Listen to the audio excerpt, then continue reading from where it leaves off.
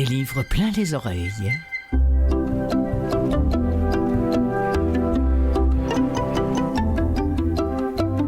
Bonjour tout le monde, comment allez-vous? Clotilde Sey en votre compagnie, en direct du chic studio de Canal M qui produit l'émission Des livres plein les oreilles qui se consacre aux livres audio. Nouvelle émission que je vous présente aujourd'hui. Cette semaine, les livres audio que j'ai choisi de vous faire entendre tournent tous autour du nous. Nous. Vous et moi, nous. En tout cas pour la première partie. Ce ne sont uniquement que des nouveaux livres, du moins ils ont vu le jour l'an dernier en 2024, certains même en novembre ou en décembre 2024, à une exception près qui nous touche de près. René Lévesque et nous. En seconde partie, Gérald Cousineau nous revient bien sûr cette année avec quelques-unes de ses trouvailles en audio, trouvailles audio qu'il affectionne et dont il nous parle si bien. Cette semaine, ce sera Frapper l'épopée d'Alice Zeniter. La cerise sur le cadeau, de nouveautés bien sûr.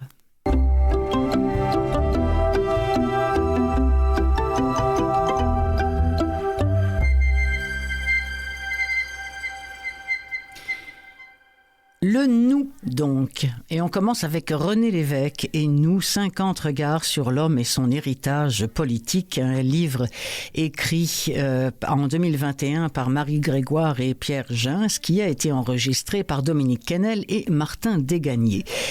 En 1960, vous vous en souvenez sûrement, René Lévesque fait le saut en politique avec l'équipe du tonnerre, comme il l'appelait, de Jean Lesage. Ministre des Ressources naturelles, l'ancien journaliste pilote ce projet de nationalisation de l'électricité. Sa conviction profonde que le Québec doit être maître de son destin l'incite à fonder le mouvement Souveraineté Association et puis le Parti québécois. C'était à l'aube de son 100e anniversaire de naissance qu'on avait sorti ce livre et ce livre audio et on se demandait à l'époque mais que reste-t-il de lui et de l'empreinte qu'il a voulu laisser sur le Québec. Les auteurs sont allés à la rencontre de membres de sa famille, d'amis, de collaborateurs, d'observateurs, d'adversaires pour tenter de répondre à cette question complexe. Et ceux-ci, nous disent-ils, se sont confiés avec franchise pour nous faire découvrir leur René Lévesque dans ce portrait intime et pluriel, dont voici un extrait. La question, pourquoi un autre livre sur René Lévesque? Cigarette au bec, du haut du firmament, tu dois regarder le Québec puis te dire que c'est bien décevant. Quand tu vois les pas bons et tous les petits carriéristes qui se présentent aux élections comme des vrais opportunistes, c'est quand même un peu dommage de voir que de ton héritage il reste juste ma petite chanson puis un boulevard à ton nom. Dans ce cas-ci, la réponse est facile. Parce que tout n'a pas encore été raconté sous ses multiples facettes. Et plusieurs témoins avaient encore à raconter sur ce leader qui a profondément marqué les Québécois. René Lévesque et moi. Février 1984. Je viens d'être recruté par le député de Groux, Élie Fallu, pour une fonction qui n'existait pas encore à l'Assemblée nationale, attaché politique d'un député. Je suis seul à son bureau de Québec et je m'occupe de tout. La recherche pour des commissions parlementaires, l'agenda, la correspondance, la liaison avec l'équipe dans la circonscription, les relations de presse locale, le rangement dans des classeurs, ceux de cet intellectuel débordaient, et le téléphone. Les cellulaires et Internet n'existaient pas à l'époque.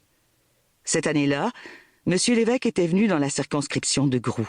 Il avait visité notamment l'usine de General Motors à Boisbriand. Je le revois encore mettre le protocole de côté en sortant du trajet prévu pour aller serrer la main aux travailleurs et se faire photographier par quelques-uns qui avaient apporté leur caméra munie d'un flash cube.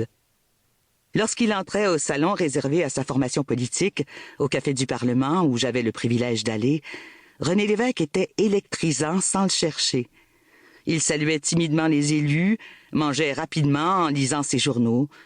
Il s'intéressait davantage au week-end de camping et aux différents potins de la serveuse attitrée à ce salon, Marcelle Coulombe, confidente des élus péquistes depuis 1970, qu'à ses collègues. Et je me questionnais, quel est l'homme derrière ce personnage plus grand que nature? Comment parvient-il à voir si loin et si grand pour le Québec? Comment est-ce de travailler à ses côtés? comment est-il avec ses proches? Au-delà de son obsession à transformer le Québec, de l'amour qu'il avait envers son peuple et de son honnêteté, à peu près jamais remise en question, il m'apparaissait complexe. Aspiré, presque torturé par sa fonction de Premier ministre, au détriment d'une vie personnelle quelque peu normale. J'entendais toutes sortes de commentaires et de rumeurs à propos de ce travailleur acharné, amateur de cartes et séducteur. À cette époque, jamais je n'aurais pu imaginer que Marie Grégoire, une jeune militante libérale que je ne connaissais pas, et moi, allions écrire un livre à son sujet. René Lévesque et nous. Marie Grégoire et moi avons voulu connaître le René Lévesque de très nombreux témoins qui l'ont côtoyé à des époques et dans des circonstances très variées. Nous avons recueilli plusieurs témoignages, empreints d'émotion, de ses collaborateurs et de ses élus, des membres de sa famille, de ses observateurs et de ses adversaires. Bien que certains aient déjà commenté leur relation avec lui et même publié des livres à son sujet, ils ont partagé avec nous des propos inédits. D'autres ont accepté de parler publiquement de lui pour la première fois. C'est le cas de sa petite sœur Alice et de son garde du corps, Victor Landry. Dans ce livre, ses meilleurs et ses moins bons coups sont donc racontés avec franchise par ceux et celles qui étaient à ses côtés. Aussi étonnant que cela puisse paraître, plusieurs commentaires élogieux nous ont été livrés par des adversaires de M. Lévesque, alors que de sévères critiques ont été formulées par des collaborateurs. Malgré leurs différentes allégeances, néanmoins, tous nous ont parlé à leur façon d'un visionnaire. D'un leader qui voulait éviter à ses successeurs des problèmes qu'il était à peu près le seul à anticiper à certains moments. Et d'un homme politique qui jouait dur, mais fair play.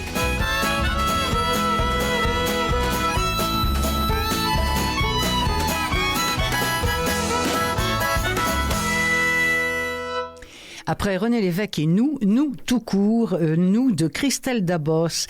C'est un nom qui vous dit peut-être quelque chose. C'est à elle qu'on doit notamment la série La Passe Miroir, que j'avais eu l'honneur et le plaisir d'ailleurs de lire en audio. Cette fois-ci, elle nous revient avec Nous, N-O-U-S, une dystopie dans laquelle on retrouve Claire, on retrouve aussi Marthe, celle qu'on va entendre dans l'extrait. Claire qui vit dans un monde où le « nous » a pris le pas sur le « je ». C'est-à-dire que tout un chacun participe à la bonne marche du monde en faisant partie du nous et en étant complètement dépossédé de son individualité. C'est du grand Christelle Dabos. Chaque détail nous amène un peu plus vers ce nous qui nous effraie, nous obnubile même. On veut évidemment en savoir un petit peu plus sur ce qui transforme nous et nous fait reconsidérer ce besoin de nous dans la vie quotidienne. Oui, ça a l'air un petit peu compliqué, alambiqué, tout ça, mais en fait, tout tourne autour du nous et le jeu a été complètement éradiqué. C'est ce que je suis en train de vous dire. En bref, toujours beaucoup de matière à réflexion, écrit une autrice sur Babelio, un énorme kiff littéraire, on en veut plus et en même temps, ce texte se suffit à lui-même. En voici un extrait de Nous. C'est un multivoix, mais hélas, seule la voix de Clémentine Aussour se fait entendre. Très bonne voix d'ailleurs et très bonne narration.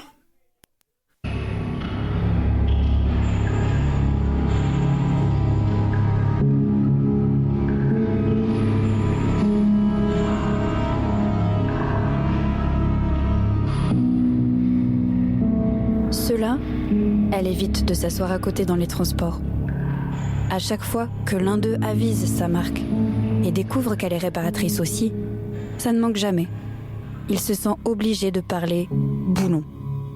Tout le trajet.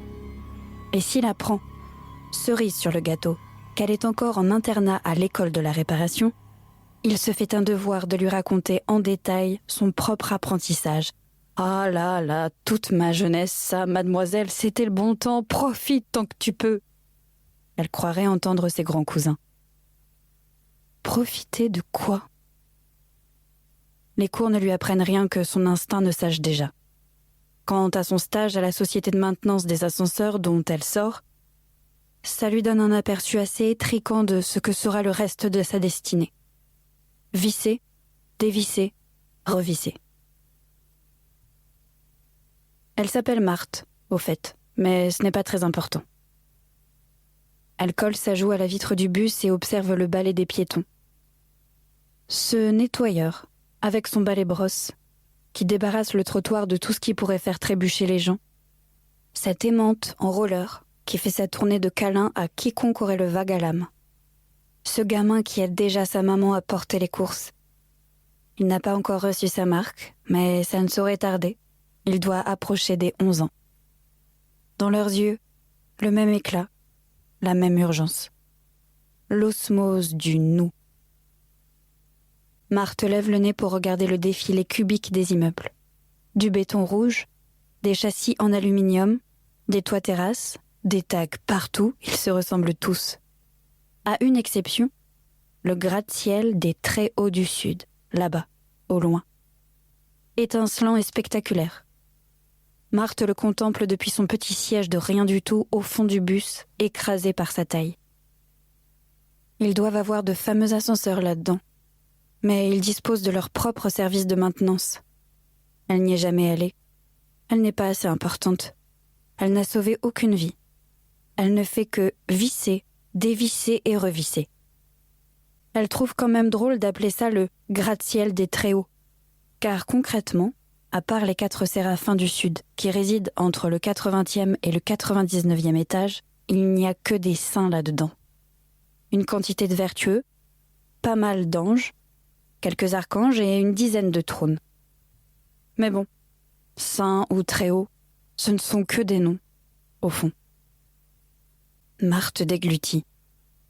Si quelqu'un dans ce bus savait à quoi elle songe, elle se ferait dénoncer sur le champ.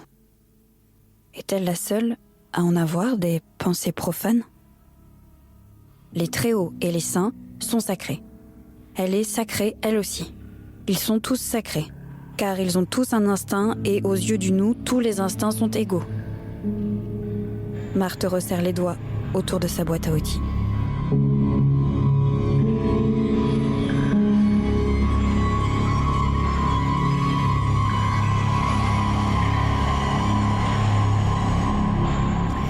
Une sorte de 1984 à la sauce 2024, écrite par Christelle Dabos. Je vous rappelle que c'est celle qui nous avait donné La Passe Miroir, la série La Passe Miroir. Retour au Québec avec L'Histoire nous le dira, sous-titre Tabarnouche, pâté chinois et autres traits culturels du Québec de Laurent Turcot, et c'est lu par lui-même.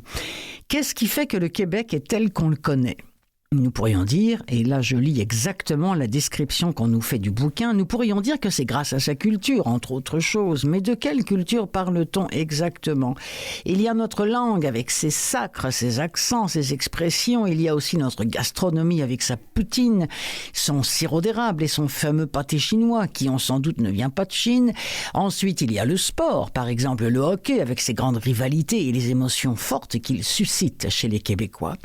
Nous n'avons qu'à penser à la fameuse bataille du Vendredi Saint en 1984. Parlant de saints, le calendrier religieux a longtemps ponctué l'ordinaire de la vie du Québec, malgré tout. Savons-nous pourquoi nous célébrons le jour de l'an, la fête des rois, ou la Saint-Valentin, ou ces fêtes bien québécoises comme la Saint-Jean-Baptiste et le Carnaval de Québec ? De plus, la façon dont nous nous sommes dotés d'un système de santé et comment nous nous sommes soignés à travers l'histoire s'avère également un parcours bien singulier. Le Québec, c'est tout cela et c'est plus encore. Voici un extrait, c'est le seul qu'on nous permet d'obtenir, à moins d'avoir le livre audio dans son intégralité, ce que je n'ai pas. Et je vous préviens tout de suite, c'est un extrait qui fait mal, qui me fait mal à moi aussi beaucoup. Encore une chance qu'au milieu, enfin au début et à la fin, M. Yves Duteil va venir adoucir un peu tout ça. C'est une langue belle qui sait la défendre. Elle offre les trésors de richesse infinie, les mots qui nous manquaient pour pouvoir nous comprendre, et la force qu'il faut pour vivre en harmonie. Durham, en 1839, soumet son rapport qui mènera à l'acte d'union en 1840. Pour lui, les Canadiens français forment, et je le cite, « une société vieille et retardataire, un peuple sans histoire et sans culture ». Fin de la citation. qu'il faut assimiler. Durham recommande que le gouvernement britannique fasse rapidement venir des Anglais dans la province et que le gouvernement soit confié à, et je cite, « une assemblée décidément anglaise ». Fin de la citation. La volonté d'assimiler purement et simplement les Canadiens français est clairement établie. D'autant plus que plusieurs anglophones considèrent que le français qui est parlé ici n'est rien d'autre qu'un vulgaire French Canadian patois. À leurs yeux, comme il ne s'agit pas d'un vrai français, l'assimilation n'en sera que plus facile. Pour certains, il faut revenir au français parlé en France, se calquer sur lui, l'épouser. Un de ceux qui va fustiger et corriger la langue d'ici est Thomas Maguire, à prononcer Maguire, comme la rue à Québec. Il naît à Philadelphie et apprend le français au contact de Français de France, en même temps qu'il devient prêtre catholique. Il finit par s'installer à Québec et entend purger la langue de ce qu'il considère comme des barbarismes. En 1841, Maguire publie son « Manuel des difficultés les plus communes de la langue française », qui n'est ni plus ni moins qu'une charge contre le français canadien. Le prêtre y dénonce des locutions vicieuses, entendant par là toutes celles qui ne se retrouvent pas dans les dictionnaires français.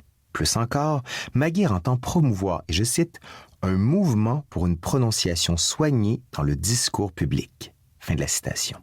Citons encore Pierre-Joseph Olivier Chauveau, une dizaine d'années avant de devenir le premier ministre du Québec en 1867, écrit, et je le cite, « La classe lettrée ne soigne pas toujours autant la prononciation qu'elle devrait le faire. » Fin de la citation.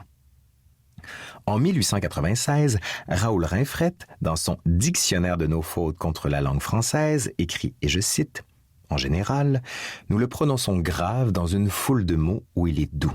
Nous donnons par erreur le même son à phare et fort, tard et tort, vieillard et vieillard, etc.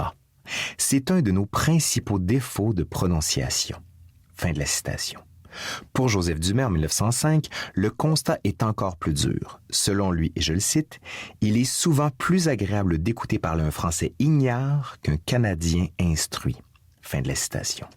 On peut véritablement parler ici d'une campagne de rectification langagière qui se met en place et qui prend plusieurs formes, à commencer par la parution de recueils de fautes et de chroniques de langage correctif dans les journaux.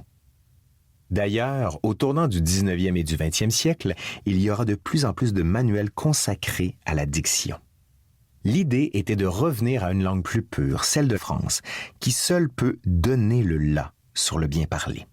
Le linguiste Claude Poirier voit ici les origines du complexe linguistique des Québécois, ce que Chantal Bouchard qualifie de perte de légitimité et ce qu'Anne-Marie Baudouin-Bégin appelle l'insécurité linguistique. Toujours est-il qu'à partir de la seconde moitié du 19e siècle, on fustige la manière de parler à la canadienne. Cela devient un défaut national qu'il faut corriger par tous les moyens.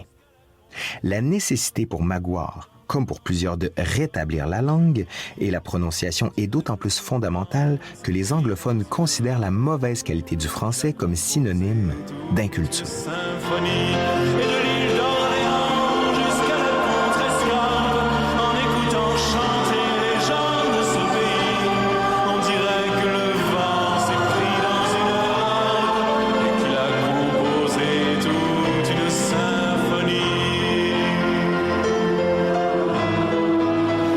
Oh, elle fait mal celle-là. Synonyme d'inculture. Aïe, aïe, aïe, aïe, aïe, aïe, aïe, aïe, aïe. C'est extrait d'un livre qui s'appelle « L'histoire nous le dira ».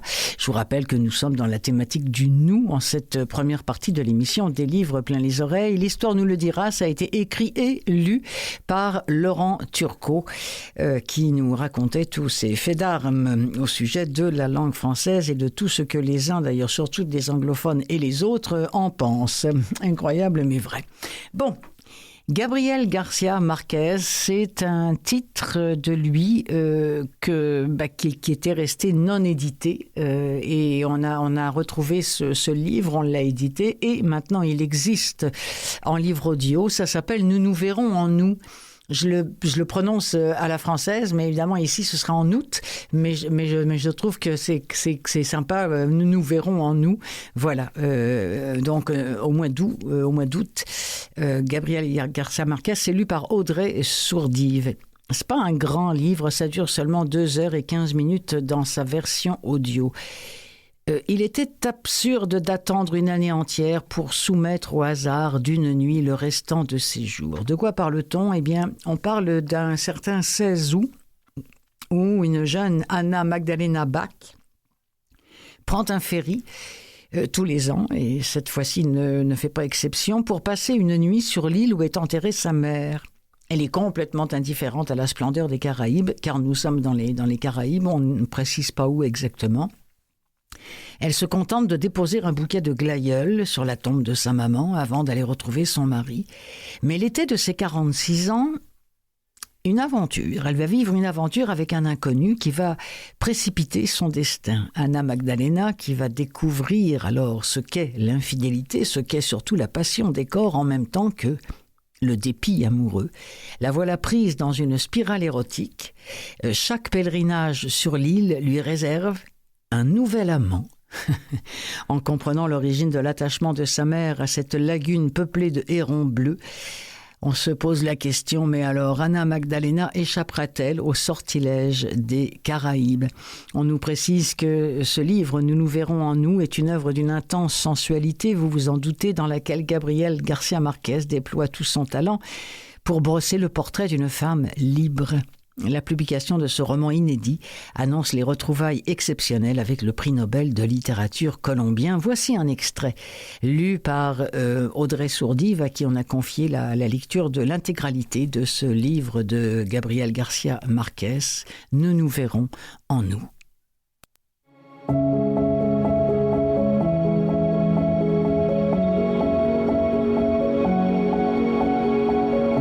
Elle poussa sans effort le portail rouillé, s'engagea avec son bouquet de fleurs dans l'allée entre les tumulus étouffés par la végétation.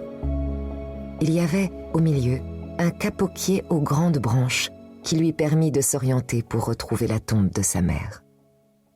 Les arêtes des graviers lui blessaient les pieds malgré l'épaisseur des semelles de crêpe, déjà chaudes, et le soleil filtrait au travers du satin de l'ombrelle.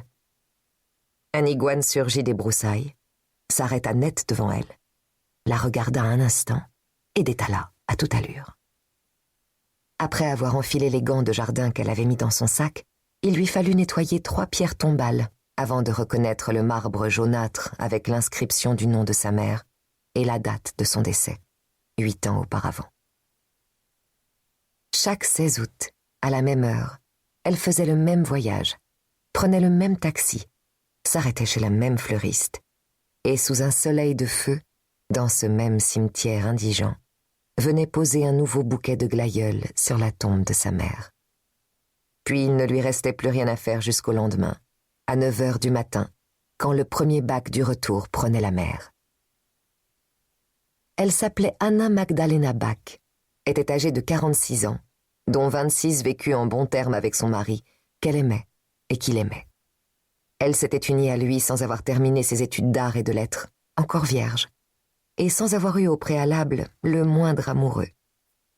Sa mère, qui s'était distinguée en appliquant la méthode Montessori dans le primaire, n'avait jamais voulu pousser plus loin de toute sa vie, malgré ses mérites. Anna Magdalena avait hérité d'elle la splendeur de ses yeux dorés, la vertu de la discrétion et l'intelligence de savoir maîtriser son tempérament. Sa famille se composait de musiciens. Son père avait été professeur de piano et directeur du Conservatorio Provincial pendant 40 ans. Son mari, lui aussi fils de musicien et chef d'orchestre, avait succédé à son beau-père à la tête du conservatoire. Ils avaient un fils, exemplaire. Premier violoncelle de l'Orchestre symphonique national à 22 ans et applaudi par Mstislav Leopoldovitch Rostropovitch lors d'un concert privé. Quant à leur fille de 18 ans, elle avait une facilité confinant au génie pour jouer à l'oreille de n'importe quel instrument, ce qui lui convenait surtout comme prétexte pour passer la nuit dehors. Elle aimait d'un amour allègre un excellent trompettiste de jazz, mais voulait entrer dans l'ordre des carmélites déchaussés, contre l'avis de ses parents. En apprenant que 3 jours avant de mourir, sa mère avait fait savoir qu'elle désirait être enterrée dans l'île, Anna Magdalena s'était prononcée.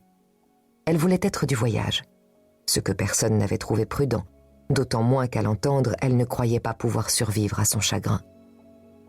Son père ne l'emmena dans l'île qu'1 an plus tard, quand on posa la dalle de marbre qui alors manquait encore à la tombe. Elle fut effrayée par la traversée en hors-bord qui dura près de 4 heures, sans un instant de mer calme. Mais elle admira les plages de poudre blonde, au bord même de la forêt vierge, les oiseaux tapageurs et le vol fantomatique des hérons sur les eaux dormantes de la lagune côtière.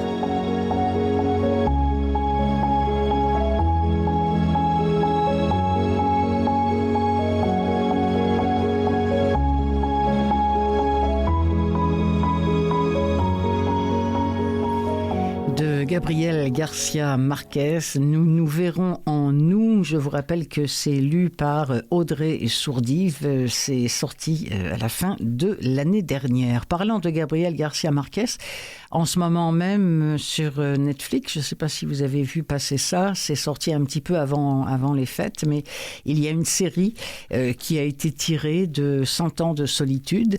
J'ai commencé à regarder. Je vous avouerai que j'ai un petit peu de mal, comme la même manière que j'ai eu du mal à lire le bouquin, mais c'est vrai qu'il y a des moments excessivement beaux. En tout cas, ce qui est sûr, c'est que l'ambiance de Gabriel Garcia Marquez a été respectée. C'est la même, on sent la même chaleur pénétrante, on sent toute l'histoire est là. Je ne saurais que trop vous recommander soit de le lire, soit de l'écouter, ou encore peut-être d'aller sur Netflix pour pouvoir regarder la série qu'ils en ont faite de 100 ans de solitude.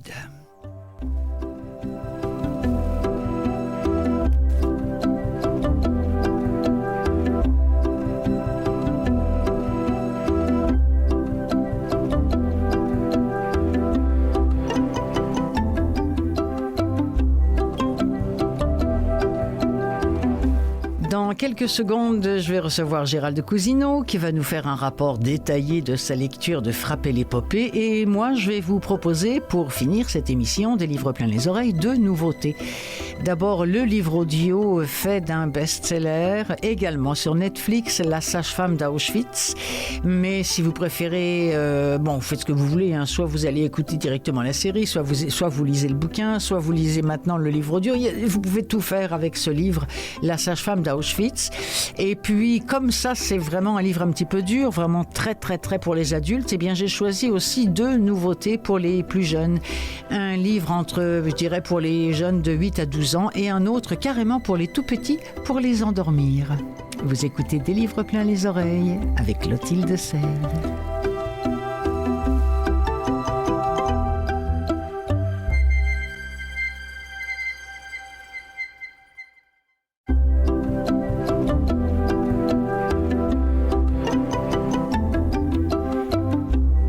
Cousineau est au bout du fil. Salut Gérald. Salut Clotilde.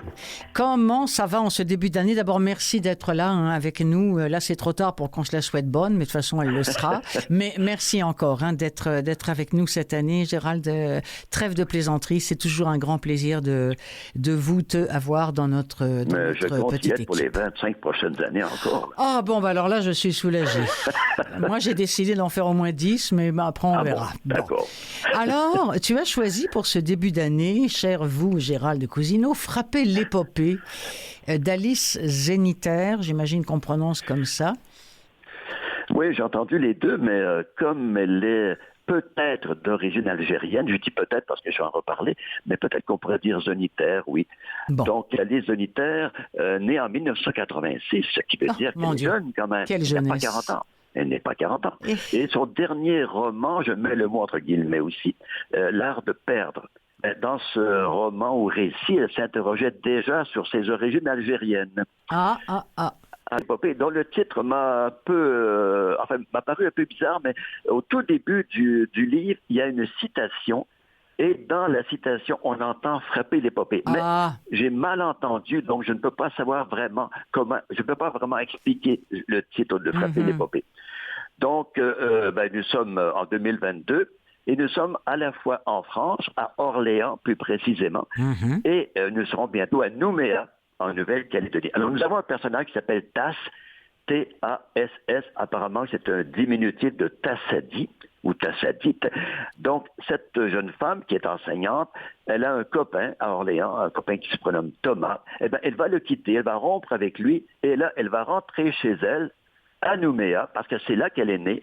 Nouméa, c'est en Nouvelle-Calédonie. Et première question, combien de gens peuvent situer la Nouvelle-Calédonie? Je pense que si je faisais passer un examen, il y aurait beaucoup d'échecs. Là. Eh bien, la Nouvelle-Calédonie, on en a parlé récemment, il y a eu des émeutes. Ce sont dans les îles françaises, c'est les îles près de Tahiti, est-ce qu'on peut dire un protectorat? Je ne sais pas, mais ça appartient à la France. C'est un peu au nord de l'Australie et de la Nouvelle-Zélande, pourtant c'est vraiment Pacifique Sud. Donc c'est un archipel, et la jeune femme que j'ai prénommée, qui est prénommée Tasse, donc quitte Paris, et là elle va se taper littéralement le long vol Paris-Nouméa, c'est très long, vous devinez que c'est très long, et à Nouméa, donc la capitale de la Nouvelle-Calédonie, elle va reprendre son poste d'enseignante de français remplaçante. Est-ce que ça vous dirait qu'on écoute peut-être l'extrait? Parce que je crois me souvenir qu'on est justement au début, alors que... on va l'entendre. Et oui, ça nous met dans l'ambiance tout de suite. Voilà. La rentrée n'aura pas lieu avant quelques semaines. Ça lui laisse le temps de se faire à la pellicule de sueur sur la peau, aux joues rouges, à la terrible paresse du début d'après-midi. Une partie de la ville est encore en vacances.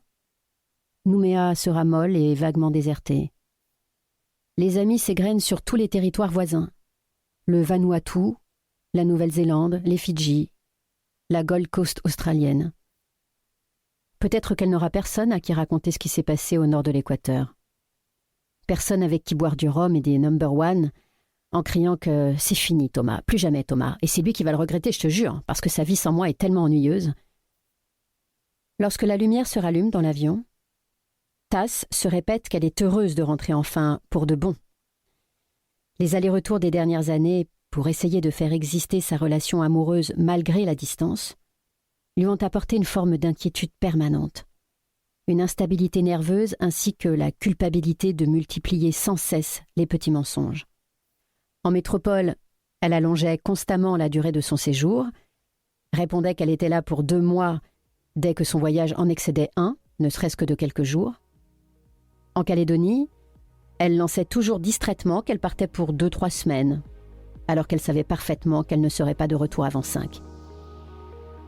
Elle cherchait à appartenir aux 2 endroits à la fois, à montrer à son entourage ici, comme à son entourage là, qu'elle était des leurs.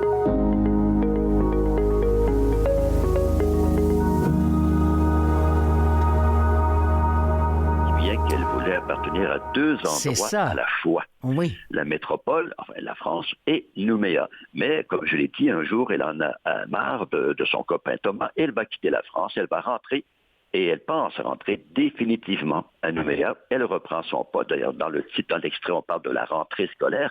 Donc, elle reprend son poste, et un jour, dans l'une de ses classes, elle remarque 2 autochtones, et des autochtones de ce coin-là, on les appelle les Kanaks.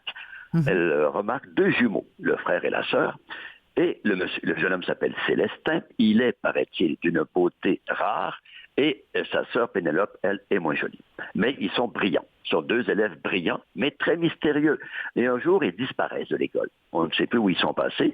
Alors, on se demande, est-ce qu'ils feraient partie d'un mystérieux groupe indépendantiste? Rappelez-vous ce qui s'est passé récemment. Il y a eu un mouvement indépendantiste, il y a eu des émeutes. Bon, alors, Tasse se demande, est-ce qu'ils feraient partie d'un mouvement indépendantiste? On ne sait pas trop. Elle va partir à leur recherche. Donc, elle va se promener dans la Nouvelle-Calédonie. Elle va rencontrer l'oncle des 2 jumeaux. Il ne sait pas où ils sont passés, patati patata. Donc, elle va chercher.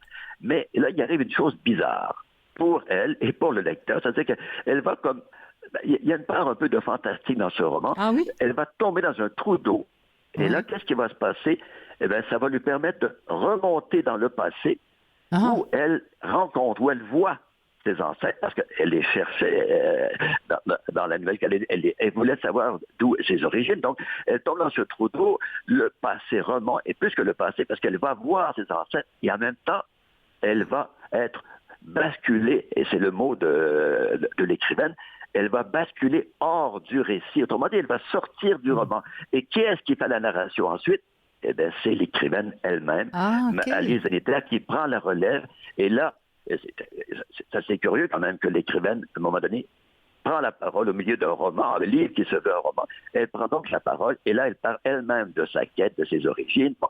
Et là, elle nous apprend plein de choses. On va apprendre comment la France a mis la main, si je peux dire, sur la Nouvelle-Calédonie. Ça date du 19e siècle. Il y a eu un drapeau français, etc. Et, chose que beaucoup de gens ignorent, comment la Nouvelle-Calédonie est devenue une colonie pénitentiaire de remplacement à la Guyane. Ah, c'est ça. Ça, je l'avais oublié. Alors, et encore chose encore plus surprenante, on y envoyait, entre autres, Bagnard, des Algériens, des déportés algériens. Pourquoi? Parce qu'en 62, c'était la fin de la guerre d'Algérie. Oui. Alors, on a envoyé là quelques déportés algériens. Et c'est pour ça que je me suis demandé, quand j'ai lu ça, mais qu'est-ce que les Arabes font en Nouvelle-Calédonie? Et voilà. Donc, on a envoyé et là, il y a de longs passages sur la vie des Bagnards. Et toutes les colonisations, bien sûr, comment les Blancs sont arrivés à Nouvelle-Calédonie. Qu'est-ce qu'ils ont fait avec les Autochtones, les Kanaks qui étaient déjà là. Donc, tout ça nous a raconté longuement. Et ça m'a un peu déconcerté parce que je me suis dit, j'ai lu quelques critiques à gauche et à droite, et il y a une critique, entre autres, qui parlait d'un roman passionnant et émouvant. Ben, je ne veux pas être méchant. Moi, je ne dirais pas que ça m'a passionné. Et je ne dirais pas non plus que ça m'a ému. Ce que j'ai apprécié, c'est la partie historique. On apprend beaucoup de choses sur la formation de cet archipel, et comment on l'a peuplé, la colonie pénitentiaire, etc. Mais dire que j'ai été ému par les personnages, pas vraiment. Et j'ai appris aussi qu'elle avait écrit d'autres livres, et il y a comme une froideur. Elle raconte d'un ton assez froid, assez réservé. Alors, c'est pas toujours facile pour le lecteur d'avoir de l'empathie pour le personnage principal, même si au départ, elle est très sympathique. Mais ça reste un peu froid. C'est mon avis à moi. Ça reste un peu froid, mais on l'entend d'ailleurs dans l'extrait, hein, la façon dont elle dit, bon, regarde... voilà, quoi, les choses étaient comme ça. Et c'est effectivement, on sent déjà qu'il y a comme une froideur terrible. Oui, c'est toujours un peu inquiète. Et à un moment donné, on dirait qu'on se lasse de cette inquiétude. On aimerait qu'elle se branche une fois pour toutes. Et bien sûr, j'ai aimé le livre. Encore là, j'ai du mal à parler de roman récit. Ne serait-ce que pour la partie historique. Et bien sûr, on rêve beaucoup au paysage. Parce que vous l'imaginez, hein, c'est dans le Pacifique Sud, on n'est pas loin des îles Fidji, donc d'ailleurs dans l'extrait, on sentait la chaleur. La pellicule sur la peau, on sentait la chaleur. Donc ça m'a beaucoup plu. Moi, je m'intéresse beaucoup à la dimension géographique des romans. Alors ça, c'est vraiment intéressant. Et la partie, bien sûr, historique. Mais le personnage humain de Tass, je ne peux pas dire qu'il m'a ému beaucoup. C'est fou parce que vous me parlez de ça et vous vous souvenez, en décembre, donc c'était pas vieux, il y a eu cet ouragan à Mayotte, qui est également un territoire français, et tout le monde s'est dit mais où c'est, quoi? Non, mais c'est vrai, on avait du mal. Bon, finalement, c'est au large de l'Afrique de l'Ouest, pas loin du Mozambique, par là.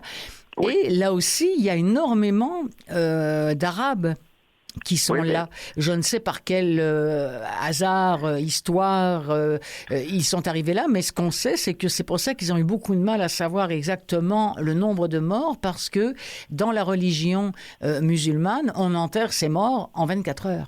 Oui.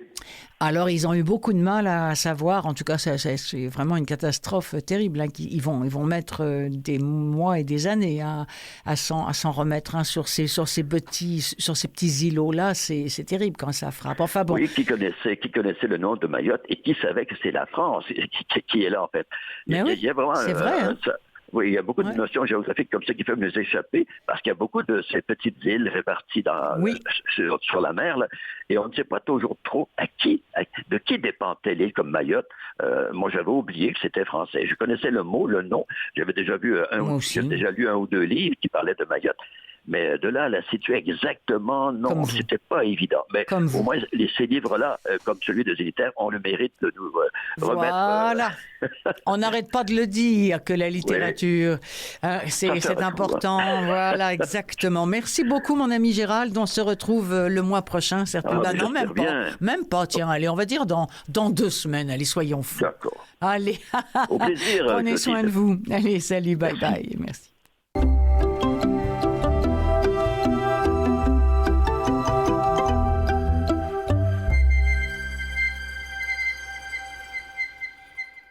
3 nouveautés, en espérant qu'on aura assez de temps pour cela, mais je vais tout faire pour. D'abord, une nouveauté pour adultes, je ne vous le cache pas, c'est un sujet difficile. La sage-femme d'Auschwitz, c'est le tome 1, donc j'imagine qu'il y en aura ou qu'il y en a d'autres. Best-seller, inspiré d'une incroyable histoire vraie, écrite par Anna Stuart et lue en livre audio par Christelle Ledroit. C'est Lizzie qui a produit la version audio de ce livre. Mais c'est un livre qui a été inspiré de la vie d'une femme, et pardon pour la prononciation polonaise, Stanisława Leszczyńska, qui est née en 1896, qui est morte en 1974, et de son livre à elle, intitulé « Le rapport polonais Oświęcimia ». Bon, j'ose le dire comme ça, comme je le lis. Autrement dit, le rapport d'une sage-femme d'Auschwitz. Et c'est un roman qui s'inspire plus librement de la fille, d'ailleurs, de cette femme-là, Sylvia, puisque Anna Stuart, en créant l'infirmière Esther, en fait une jeune juive. Anna Stuart, l'écrivaine, a fait de Esther, la fille de cette femme-là, qui a écrit le rapport, une jeune juive. Ces deux femmes-là, et ça c'est vrai, ont procédé dans les camps de concentration de Birkenau d'abord et d'Auschwitz en plus, après, à plus de 3000 accouchements. Imaginez. Quelques centaines d'entre eux étaient blonds aux yeux bleus, comme par hasard. Ceux-là ont été enlevés et germanisés, et rares sont ceux d'ailleurs qui ont retrouvé leurs racines malgré le discret tatouage qu'Anna effectue à leur naissance. Et à la Libération, elle rentre à Lodz, et la sage-femme rencontre le 27 janvier 1970 plusieurs mères d'Auschwitz et leurs enfants. Stanisława Leszczyńska est morte en 1974. En 1983, l'école des obstétriciens à Cracovie est renommée en son honneur. Et des catholiques polonais demandent à Rome sa canonisation qui est en cours d'instruction. Voici un extrait de La sage-femme d'Auschwitz. Je vous dis tout de suite, c'est un extrait pas facile à entendre, mais c'est le thème de ce livre.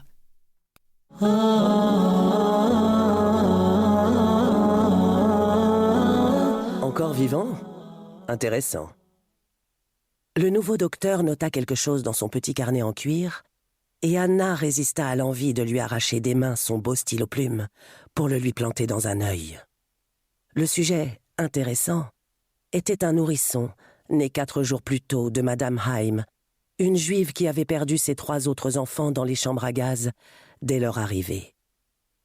La femme étant d'ample constitution, sa grossesse avait d'abord été bien cachée, jusqu'à ce que 5 mois de dur labeur dans l'élevage de poissons voisins du camp lui ait fait fondre assez de graisse pour que son ventre devienne protubérant.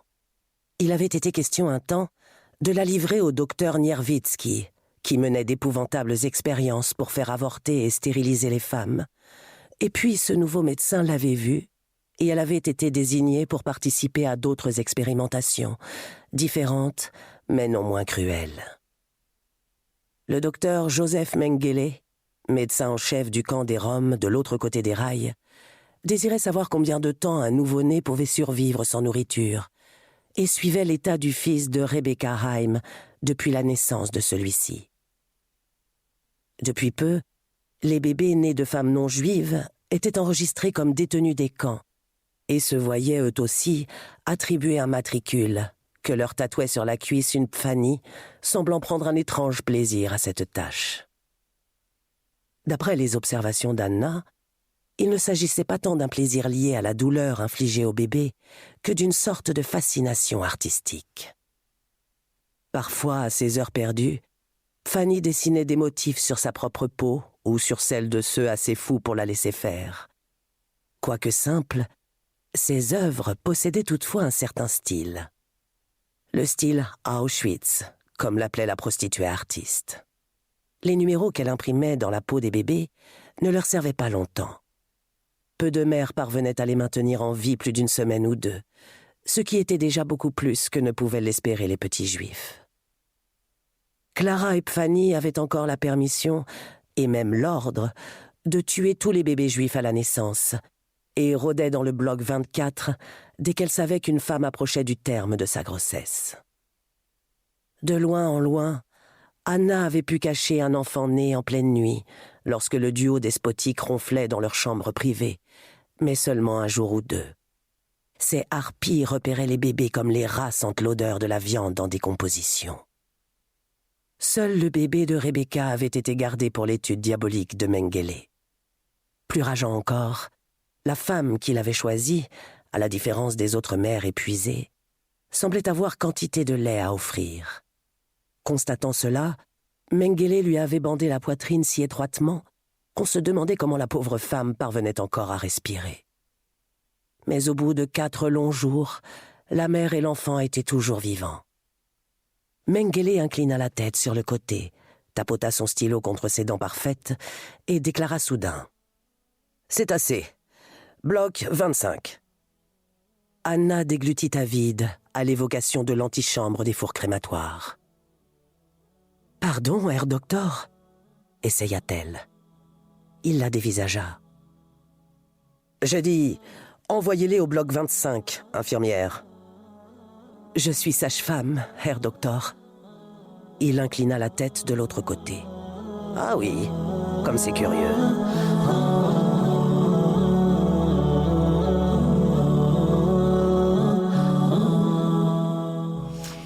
Oui, pas facile. La sage-femme d'Auschwitz, c'est lu ici par Christelle Ledroit, un livre écrit par Anna Stewart et actuellement porté sur les écrans, sur les grands écrans et sur le petit écran par Netflix. C'est une série. Allez, on va faire dans le plus léger, mais surtout pour les plus jeunes. Pour les 8 à 12 ans, Céleste, ma planète de Timothée de Fontbelle, lu par Anne Lecoutour et Quentin Thébault. Une planète enfumée, des hommes qui s'élèvent en gratte-ciel, tour de briques et tour de verre, toujours plus haut au-dessus du nuage de pollution. Là-dedans vit un adolescent dans un appartement immensément grand d'une tour, donc d'une de ces tours-là, à la façade de verre. Il est riche d'un ami, il est riche d'un piano, mais il n'est pas comme les autres. Voilà un garçon qui ne se console pas avec des jeux vidéo ni avec son frigo rempli en ligne chaque lundi, mais avec les touches du piano et son pinceau sur les murs. Et avec ce pinceau, il dessine des cartes du monde et il joue sur son piano des airs tristes. Bref, il remplit sa solitude. Et un jour, il croise Céleste, une jeune fille peu ordinaire qui fleure bon la terre et qui donne envie de cueillir des fleurs, de sauver la forêt d'Amazonie. Vous l'aurez compris, c'est un conte magique pour donner l'idée de sauver la planète. En voici un extrait. Brice venait à la maison, dans la tour Immensity, après l'école. Il attendait avec moi son père qui travaillait tard le soir. Brice! Toujours la même scène, vers minuit. Brice! On voyait son père accroché à sa nacelle qui appelait et toquait à la fenêtre. On ouvrait. Le ronflement de la ville entrait dans la pièce. Ça sentait le produit pour vitre, une odeur de pâte à ballon. Brice montait dans la nacelle avec le laveur de carreaux. À demain! Ils descendaient ensemble le long de la paroi de verre. Ils rentraient chez eux dans la nuit. J'aimais beaucoup le père de Brice, son métier d'acrobate accroché au tour. J'aimais beaucoup Brice, aussi. Je sais maintenant que je leur dois tout. Brice, lui, aimait bien ma mère. Il me le disait pour me réconforter. C'est plus facile d'aimer les gens quand on ne les a jamais vus. Car ma mère n'était pas là. Jamais. Elle travaillait chez Industrie. Vu sa coiffure, elle devait être dans les chefs. Elle travaillait énormément. Elle voyageait. Moi, je la voyais une fois par mois dans la salle d'attente de son bureau. Elle me remplissait le frigo en ligne, tous les lundis. Elle voulait que je ne manque de rien. Le livreur sonnait à 22h. Ça faisait des quantités astronomiques. 8 caisses tous les lundis. J'avais le temps de manger 3 œufs, des pâtes et des brocolis dans la semaine. Pas plus. Puis ça recommençait. 8 caisses. Le frigo en ligne, c'était mon cauchemar. Je n'arrivais pas à suivre. Une fois par semaine, le téléphone sonnait. Tout va bien, mon chéri? Tu as ce qu'il te faut? Ce n'était pas ma mère. C'était sa secrétaire, Grunda. Ma mère n'avait pas le temps. Heureusement, j'avais Brice. Il travaillait le frigo pendant que je dessinais mes cartes. Parfois, après 16 fromages blancs et 1 kilo de pistaches, il avait l'impression de prendre le dessus. Mais il restait les 24 tubes de chamallow à boire qui le narguaient avec leurs grands yeux roses. Brice jetait 1 mètre cube d'emballage vide tous les soirs avant de partir. Je me souviens du bruit du plastique écrasé dans le mange-ordures. Je me souviens aussi de l'abonnement à Jeux, J-E, console. 5 jeux payés par ma mère qui arrivaient le mercredi sur l'ordinateur. Brice me rendait service. Il jouait 6 ou 7 heures en mangeant des chips pendant que je faisais mon piano dans ma chambre. Rien que le nom me faisait de la peine. Jeux, J-E, console. Je n'ai jamais appris le piano. Je joue ce que j'ai dans la tête et dans les doigts. Des airs tristes. Si j'avais vraiment écouté ce que jouaient mes doigts, j'aurais pu me douter que je n'étais pas dans la vie. Mais je ne me suis jamais ennuyé. Jamais. Ouais, vraiment intéressant. Céleste, ma planète, lu par Anne Le Coutour et là à l'instant par Quentin Thébault. C'est signé Timothée de Fontbelle. Beau dodo, ça c'est pour les tout petits, on descend de 2 à 5 ans.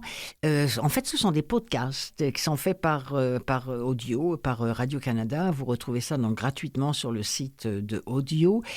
C'est lu par Véronique Laveau, Fayol Jean Junior et Stéphanie Lapointe. Ce sont des textes de Stéphanie Boulet, Fanny Britt, Stéphanie Lapointe et Claudia Larochelle. Et là, on va entendre un extrait de Clémentine et la tortue magique. Voilà de courtes histoires pour aider les jeunes enfants à s'endormir paisiblement. De riches univers sonores et musicaux portent les fables modernes imaginées par les autrices que je vous ai citées un petit peu plus haut. Et chaque histoire s'achève par une douce pièce musicale qui permet aux enfants de poursuivre le récit dans le monde du rêve. Allez, on va faire connaissance avec Clémentine et la tortue magique.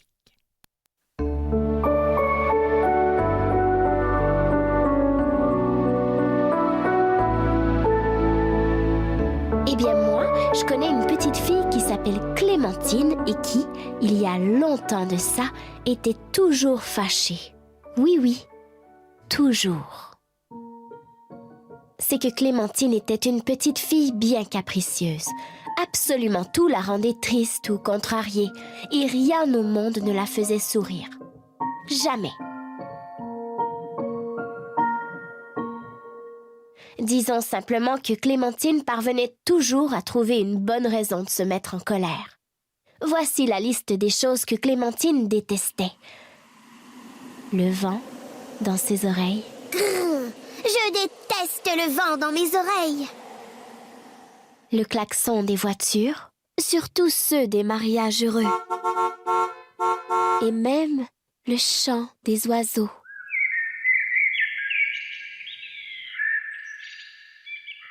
Évidemment, à cause de son mauvais caractère, Clémentine n'avait pas un seul ami. Ses journées, elle les passait à s'amuser, toute seule. L'endroit où Clémentine préférait se retrouver, c'était à la mer, durant les jours de pluie. Oui, parce que ces jours-là, pensait-elle, il n'y a personne pour me déranger et c'est parfait. Je préfère jouer tranquille à mes jeux sous la pluie que d'avoir à les partager. S'il y avait bien une chose que Clémentine adorait, c'était de compter. Alors il lui arrivait souvent de s'asseoir à quelques mètres de l'eau pour compter les grains de sable que les vagues poussaient jusqu'à ses pieds. 1243, 1244, 1245. Mais un jour, tu sais ce qui est arrivé? Eh bien, alors que Clémentine était en train de battre le record du plus grand nombre de grains de sable jamais comptés de l'histoire, une étrange tortue nommée Arturo s'approcha d'elle. C'était une tortue italienne de 92 ans et qui n'avait rien d'une tortue normale puisqu'elle savait parler. Bonjour, mademoiselle. Comment t'appelles-tu? J'ai dit, comment t'appelles-tu? Clémentine. Ah, vous m'avez fait rater. Ah bon? Et qu'est-ce que tu fais de si important toute seule sur ce gros tas de sable, hein? Je compte les grains qui collent sous mes pieds, ça se voit, non? Et ce gros tas de sable, comme vous dites, est le mien. Alors, oust! Qu'est-ce que tu racontes? La mer n'appartient à personne. Tout le monde sait ça. Peut-être, mais je devrais recommencer à cause de vous. Vous m'avez déconcentré. Et puis, qu'est-ce que vous voulez? Je voulais simplement te dire bonjour. Alors, bonjour. Et au revoir, voilà, c'est fait. Et toi, si quelqu'un avait été méchant avec toi, aurais-tu décidé de partir? Eh bien, pas la vieille tortue. Non. Arturo ne bougea pas d'un poil. Après quelques instants, Clémentine s'impatienta. Vous êtes encore là? Oui, aurais-tu seulement un minuscule truc de rien du tout à manger pour moi? Non, désolé. Ce n'est pas un biscuit au chocolat que je vois dépasser juste là de ton sac? Oh, vous saurez, vieille tortue bizarre, que les petites filles comme moi ne parlent pas aux tortues parlantes qui traversent l'océan sans provision.